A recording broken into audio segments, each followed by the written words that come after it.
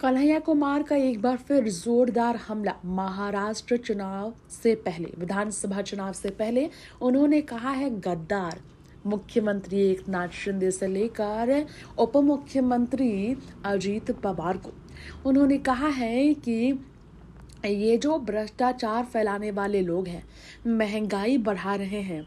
महाराष्ट्र में एक बार फिर जनता को ये चुनाव चुनौती के तौर पर लेना चाहिए।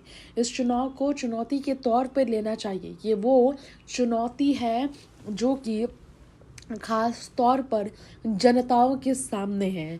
जनता को समझना चाहिए कि कौन देश को लूट रहा है। महाराष्ट्र को लूटने वाले, जिस तरह से भारत देश को लूटने वाले अंग्रेजों की छुट्टी भारत देश के लोगों ने की थी, उसी तरह महाराष्ट्र की जनता ही महाराष्ट्र को लूटने वाले को की छुट्टी करा सकते हैं। ये जो भाजपा है, ये भाजपा उन भ्रष्टाचारियों को अपने पार्टी में जगह देती है जिन्होंने सिर्फ और सिर्फ भ्रष्टाचार को बढ़ावा दिया।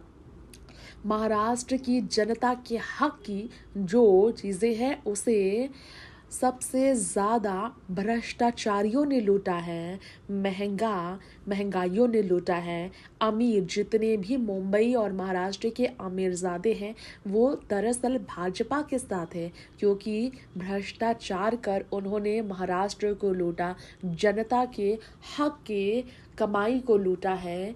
जनता के सब कुछ जो सुख है, नौकरी है, कमाई है, उनके हक की संपत्ति है, सबको लूटा है और खुद के बिल्डिंग्स और बिजनेस को बढ़ावा दिया है। कन्हैया कुमार ने ये भी कहा, अगर शिंदे के शिवसेना का मुख्यमंत्री चाहिए था भाजपा को, तो उद्धव ठाकरे को इन्होंने क्यों नहीं चुना?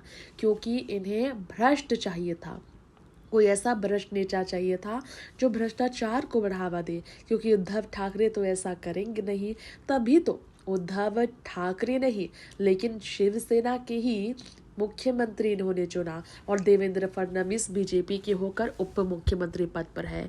एनसीपी छोड़कर गद्दारी कर चले गए अजीत पवार, शिवसेना छोड़कर चले गए शिवसेना के एकनाथ शिंदे, क्योंकि उन्हें पद चाहिए थी, उन्हें पद की लालच थी, जनता की सेवा की नहीं। ये कहकर कन्हैया कुमार ने पसीने छुड़ाए हैं बीजेपी के। Next 9 news